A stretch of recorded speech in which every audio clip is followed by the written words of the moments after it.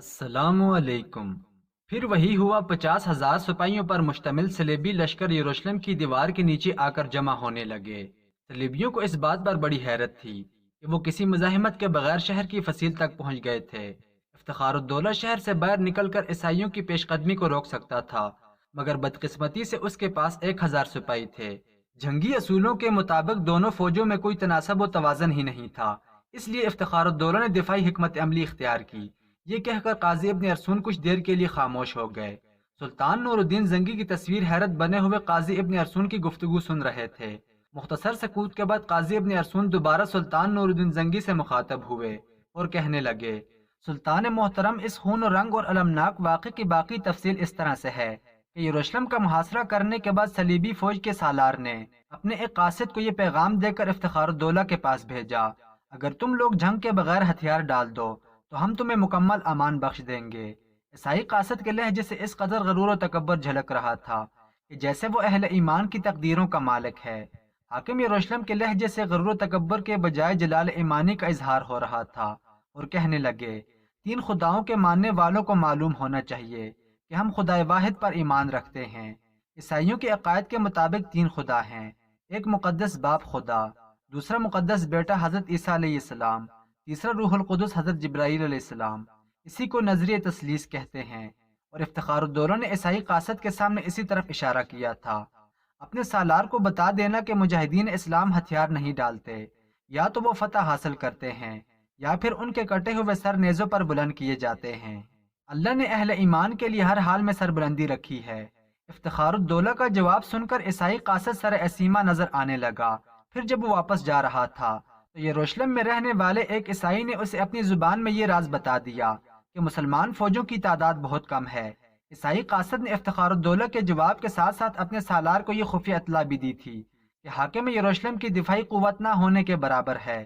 دوسرے دن عیسائی سالار نے اپنے سپاہیوں کو جمع کر کے مختصر خطاب کیا اور کہا، میں تمہیں صرف 3 دن کی مہلت دیتا ہوں، اس عرصے میں شہر کی تمام دیواریں گرا دو اور فاتحانہ شان کے ساتھ اندر داخل ہو جاؤ۔ عیسائی سپاہی کثرت تعداد کے نشے سے سرشار تھے، اس لیے انہیں پورا یقین تھا کہ وہ مختصر سے عرصے میں مسلمانوں کی انتہائی قلیل لشکر کو شکست دے کر یروشلم کے پورے شہر پر قبضہ ہو جائیں گے۔ مگر عیسائی سپاہیوں کی خوش فہمی اس وقت دور ہو گئی جب سینکڑوں صلیبیوں کے بھینٹ چڑھانے کے باوجود چند گز کا علاقہ بھی فتح نہ کر سکے۔ اسلامی لشکر نے حیرت انگیز شجاعت کا مظاہرہ کیا اور صلیبیوں کے منہ پھیر کر رکھ دیے۔ عیسائی سپاہی سالار گاڈفرے اپنے خیمے میں اس طرح ٹہل رہا تھا کہ اس کے چہرے پر وحشت برس رہی تھی۔ پھر جب اس کا نائب ڈیرک خیمے میں داخل ہوا تو گاڈفرے کسی جنونی انسان کی طرح اس پر برس پڑا، تیری ساری اطلاعات غلط تھیں۔ 1,000 سپاہی 50,000 فوجوں کا مقابلہ کس طرح کر سکتے ہیں؟ یقیناً مسلمان تعداد میں ہمارے برابر ہیں۔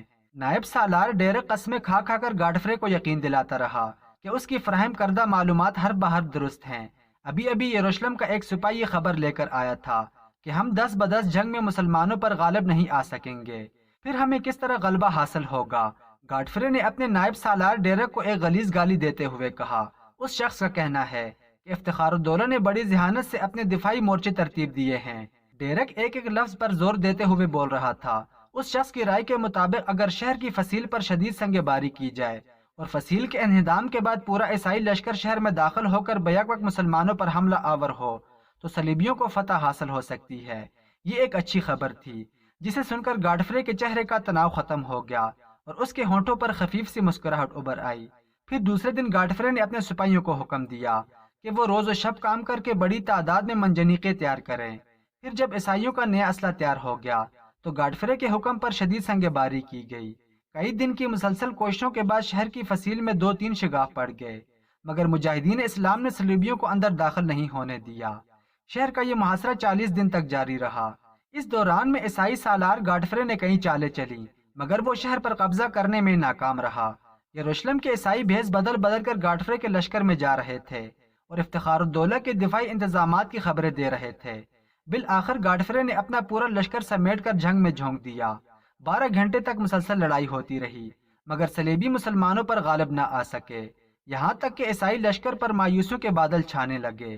اکثر عیسائی سپاہیوں کی زبان پر ایک ہی جملہ تھا، اب کوئی طاقت یروشلم کو فتح نہیں کر سکتی۔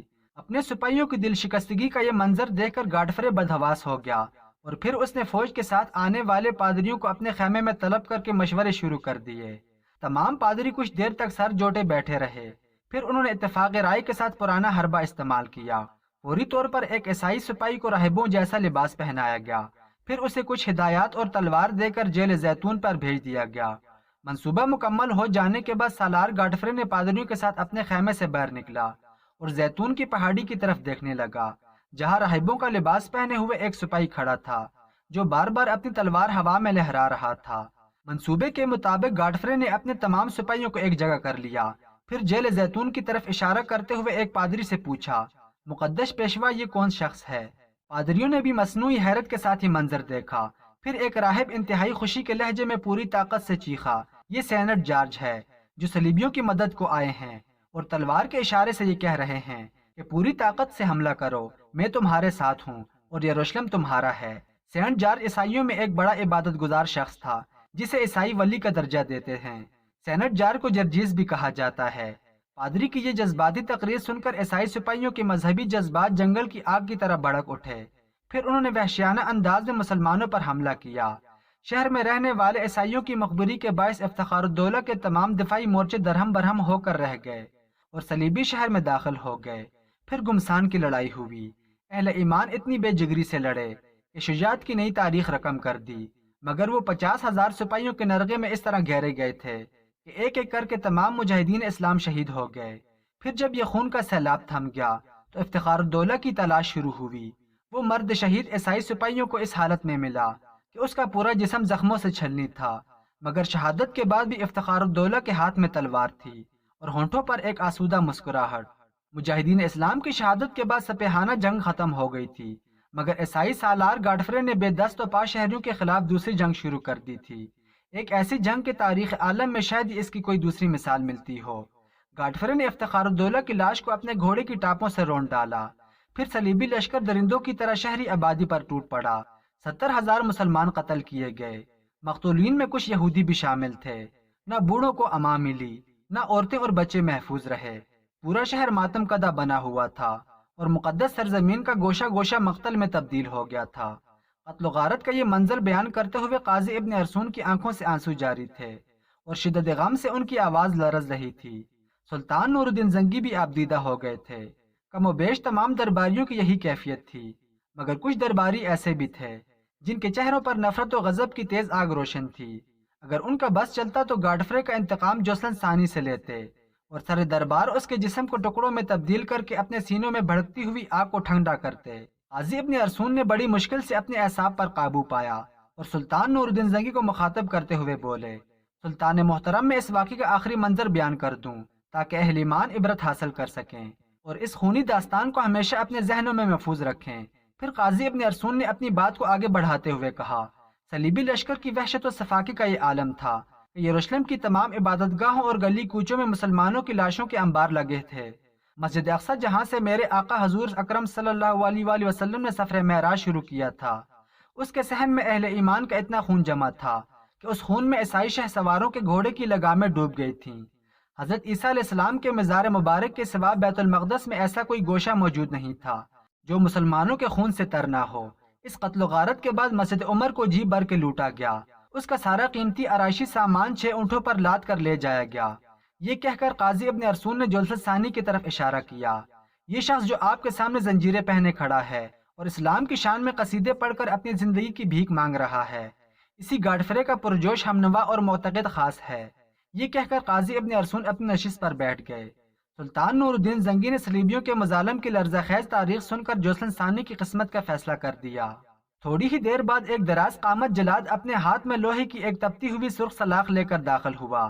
کئی سپاہیوں نے مضبوطی سے جوسلن ثانی کے دونوں بازو پکڑے اور پھر جلاد نے اس کی آنکھوں میں سرخ سلاخ پھیر دی۔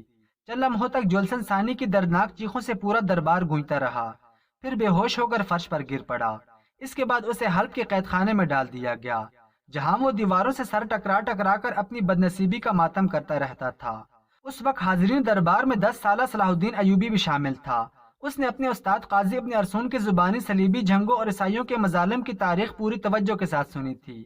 10 سالہ صلاح الدین ایوبی پابندی کے ساتھ قاضی ابن ارسون کے درس میں شامل ہوتا تھا، نتیجتاً اس کا شوق مطالعہ بڑھتا ہی جا رہا تھا۔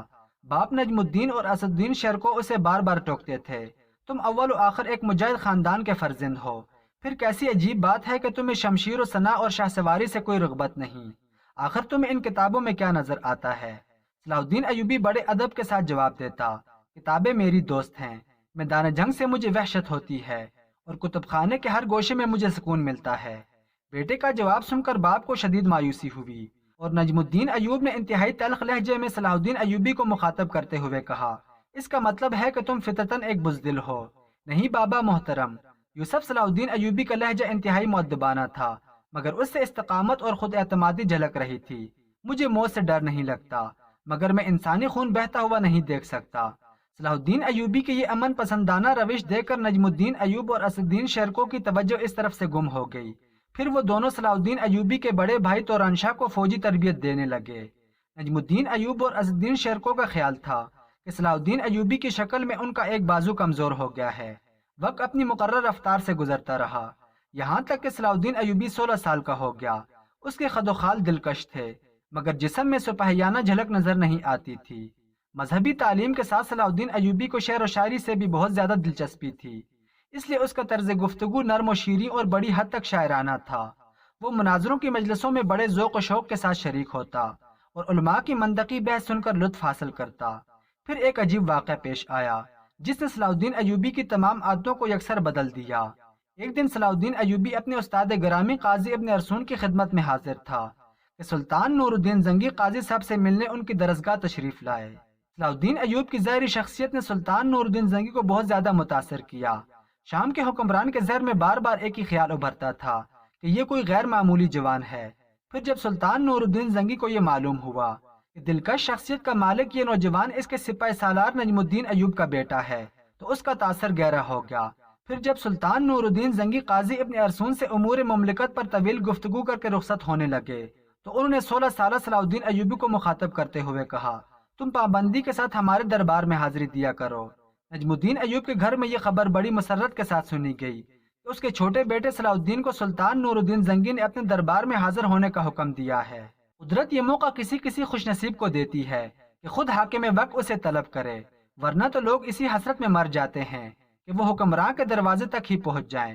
نجم الدین ایوب نے 16 سالہ صلاح الدین ایوبی کو نصیحت کرتے ہوئے کہا، قسمت نے تمہیں ایک سنوری موقع فراہم کیا ہے، اب یہ تم پر منحصر ہے کہ تم اس سے کس قدر فائدہ اٹھاتے ہو۔ صلاح الدین ایوبی نے حیرت سے اپنے باپ کی طرف دیکھا۔ فائدہ اٹھانے سے آپ کی کیا مراد ہے بابا محترم؟ نجم الدین ایوب کہنے لگا، یہی کہ حاکم کے مزاج کو پہچانو اور ہر وقت اس کی خوشنودی حاصل کرنے کی کوششوں میں لگے رہو تاکہ ایک دن بڑے منصب پر پہنچو اور بڑے جاگیردار بن جاؤ۔ صلاح الدین ایوبی نے باوقار لہجے میں جواب دیا، بابا محترم مجھے یہ دربارداری کی رسمیں اور مصاحبت کی یہ انداز پسند نہیں ہے۔ میں علماء کی مجلسوں اور کتب خانوں کے پرسکون ماحول کا دل دادا ہوں۔ بیٹے کا جواب سن کر نجم الدین حیرت زدہ رہ گیا اور پھر کہنے لگے، تو پھر کیا تم سلطان نور الدین زنگی کے دربار میں حاضری نہیں دو گے؟ صلاح الدین ایوبی کہنے لگا، میں دربار میں حاضری دوں گا، مگر اس لالچ میں نہیں کہ مجھے بڑے عہدہ و منصب اور جاگیریں حاصل ہو جائیں۔ صلاح الدین ایوبی کے لہجے سے عالمانہ شان جھلک رہی تھی، آخر وہ قاضی ابن ارسون جیسے عالم کا ممتاز ترین شاگرد تھا۔ میں صرف اس لیے دربار جاؤں گا کہ سلطان عماد الدین کے ہمارے گھر پر بڑے احسانات ہیں، یہ کہہ کر صلاح الدین ایوبی چلا گیا۔ بیٹے کے اس جواب نے نجم الدین ایوب کو مزید حیرت میں مبتلا کر دیا تھا۔ آپ کیا سوچ رہے ہیں؟ زبیدہ نے شوہر کو خیالات میں گم پا کر پوچھا۔ میں تو بڑی خوش ہوئی، اس لیے کہ مجھے اپنے بیٹے سے اسی جواب کی امید تھی۔ زبیدہ کے لہجے سے انتہائی مسرت کا اظہار ہو رہا تھا۔ پھر کہنے لگی، آپ نے صلاح الدین ایوبی کی شدت احساس دیکھی اور اس کے جذبہ غیرت کا اندازہ کیا۔ اگرچہ وہ اس وقت بہت کم سن تھا، لیکن اسے ابھی تک سلطان عماد الدین زنگی مرحوم کے احسانات یاد ہیں۔ میں اس بات سے کب انکار کر رہا ہوں؟ نجم الدین ایوب کا لہجہ نہایت خشک تھا۔ ایک باپ کی دلی خواہش ہوتی ہے کہ اس کا بیٹا اونچے سے اونچا مقام حاصل کرے، لیکن صلاح الدین کے جواب نے مجھے بہت مایوس کیا ہے۔ زبیدہ نے پوچھا، آخر اس نے ایسی کون سی بات کہہ دی جسے سن کر آپ اپنے دل میں گرانی محسوس کر رہے ہیں؟ زبیدہ کے لہجے سے صاف جھلک رہا تھا کہ وہ اپنے بیٹے صلاح الدین ایوبی کی طرفداری کر رہی ہیں۔